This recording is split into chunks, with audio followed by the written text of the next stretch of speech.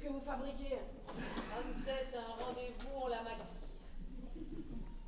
Un rendez-vous avec qui? Avec Bradford, le barman. Et tueur, psychopathe à mi-temps. Et vous allez où? Eh bien bon, il m'a dit qu'il connaissait un endroit très joli en dehors de la ville où on pourrait boire une bière. Hein? Bon, je lui ai dit, je ne bois pas de bière, je suis chrétienne. Il m'a dit, c'est pas grave, on ira au McDonald's. Il veut simplement me parler, ça lui fait plaisir. Je trouve que c'est vraiment adorable. J'allais. Lui aussi, il vient d'une toute petite ville. On était d'accord pour dire qu'une grande ville comme notre ville, ça fait tout. Dès qu'il sera diplômé, il retournera vivre à la campagne, mais pas là où il habitait avant. Hein. Ne pense pas qu'il pourra revivre là où sa femme est morte.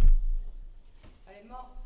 Ouais, et dans des circonstances très mystérieuses. J'ai besoin de tourner la page, de recommencer une nouvelle vie. Exactement comme le mec dans le film. Tu devrais lui demander de te montrer une photo de lui quand il était jeune. Ça doit pas être un vrai chauve. Il a dû se raser la tête pour changer d'identité. Et à tous les coups, Bradford n'est pas son vrai nom. Tu sais ce que tu vas faire? Tu vas aller au McDo avec lui. Et quand il ne te regarde pas, tu prends quelque chose qu'il a touché, avec une serviette, hein, attention. Tu le glisses dans ton sac et demain tu vas l'apporter au FBI. Ouais, si elle est encore vivante. Je pense pas qu'il la tuera au premier rendez-vous. Vous êtes emmêlés, toutes les deux. Oh, ça peut pas être un tueur, il est chrétien. Bien sûr, il est d'une autre église que la bière. Donc je lui ai dit que ce n'était pas bien, il n'est pas d'accord, mais il est disposé à en parler. Oh, c'est surtout pour ça que j'ai accepté de sortir avec lui. Vraiment? Mais un bon chrétien de nos jours, ça ne se trouve pas si facilement. Il n'y en a pas un seul dans mon groupe à l'église. À part les plus jeunes, mais bon, ça ne compte pas parce que l'homme doit être plus âgé que la femme. Plus grand aussi, je parie. Bien sûr. Quelqu'un veut une taf? Oh bien. Oh, d'habitude non, mais je pense qu'aujourd'hui je vais faire une exception. Ah, moi aussi je me lâche, ça va.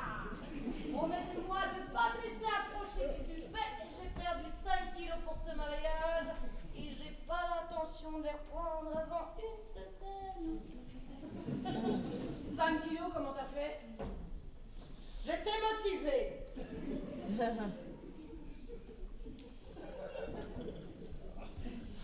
Eh les filles, vous aviez quel âge la première fois que vous avez fumé du hash?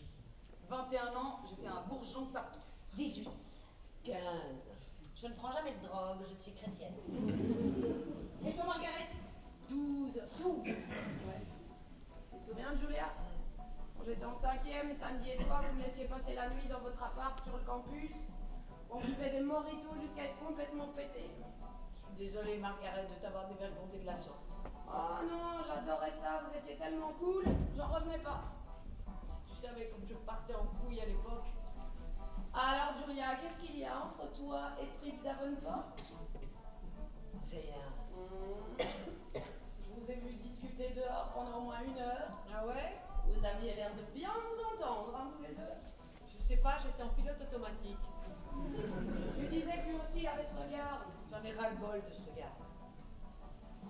Il n'apporte que des ennuis. Je sais pas, Julia. Il est plutôt mignon. Et crois-moi, il en est tout à fait conscient. C'est pas Tommy Valentine. Dieu merci. Je ne dirais qu'une chose. Il a de très belles mains. De très belles mains. Ouais. On peut dire des tas de choses sur un mec à partir de ses mains et les siennes sont tout simplement merveilleuses. Et aussi, non, vous allez vous foutre de moi. C'est pas les pieds, c'est pas les chaussures. Vous savez, ces grosses chaussures noires de ouais.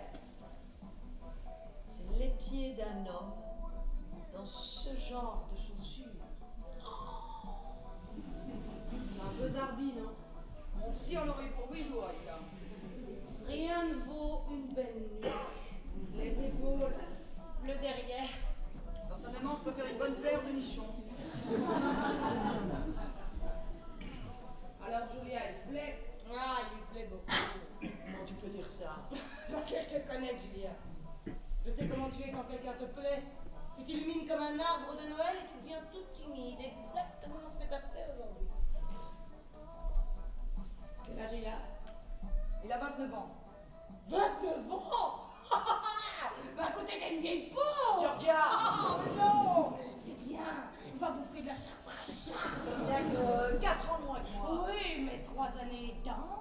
tonique, hautement énergétique. Qu'est-ce qu'il fait de ma vie?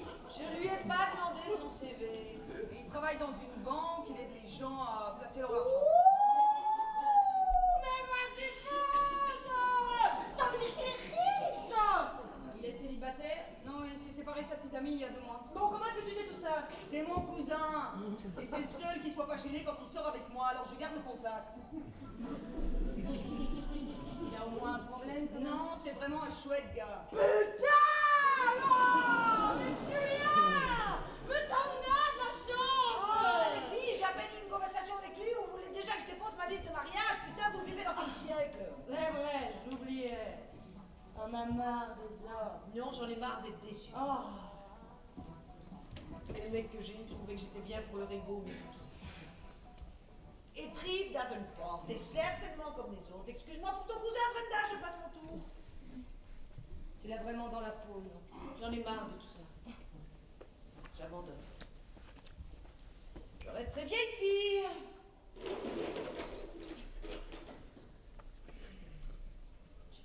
Tu veux pas de bébé? On n'a pas besoin d'un homme pour avoir un bébé. Si tu sais comment on fait, Julia, dis-le-moi, ça m'intéresse. On n'est pas obligé de vivre avec lui, on n'est même pas obligé de lui dire. Mais c'est vraiment très mal. Mais je crois pas que toutes les stars font ça. Non. Dieu veut que tu sois mariée si tu as un bébé. Comment tu sais, toi, ce que Dieu veut? Parce que la Bible le dit. Frances, ça t'est jamais venu à l'idée que la Bible est un bouquin écrit par des mecs? La Bible, c'est la parole sacrée de Dieu, Julia. Je suis d'accord pour dire que la Bible est une version qu'une civilisation donne de sa quête de Dieu, mais... Voilà le vieux discours humaniste. Voilà le genre de propos qui nous a menés à la pagaille où nous sommes aujourd'hui. Voilà ce qui a provoqué l'effondrement de la morale et des valeurs familiales. C'est pour ça que tant de guerres, de crimes et de débauches aujourd'hui, nous vivons la fin d'un monde et que l'apocalypse peut survenir à tout moment. À tout moment.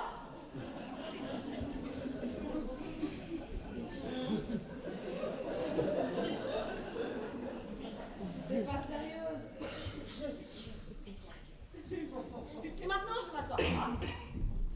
Et je vais vous regarder boire et vous droguer et dire bordel de machin et putain de truc tous les 2 mots. Non mais vraiment, vous devriez avoir honte. Vous êtes des ladies. Quoi qu'il en soit, je ne tolérerai plus que vous vous moquiez de la Bible. Personne ne se moque de personne. Mais j'ai bien le droit d'avoir mon opinion, non? Non, pas si elle ne respecte pas ma religion, non madame, vous n'avez pas le droit. J'ai peur d'avoir un petit problème avec ça, moi. Nous sommes en Amérique, j'ai le droit de croire ce que je veux. Frances, de toute mon âme, je défends ton droit à vivre la vie que tu souhaites vivre. Mais toi, tu dois avoir le même respect pour ceux qui ne pensent pas comme toi. Ma religion est tout pour moi, je ne supporte pas qu'on la critique. Alors casse-toi. Tu pas été clair? Vas-y, Tire-toi! Va là où les gens n'ont pas d'opinion, là où ils sont prêts à échanger l'intelligence que Dieu leur a donnée contre un tas de vieilles idées toutes faites. Tout ça pourquoi? Parce qu'ils n'ont pas les couilles d'assumer la responsabilité de leurs propres décisions. Je suis sûre que tu n'as pas bien loin où aller. Je te défends de me dire ce que je dois penser. Tu n'en as pas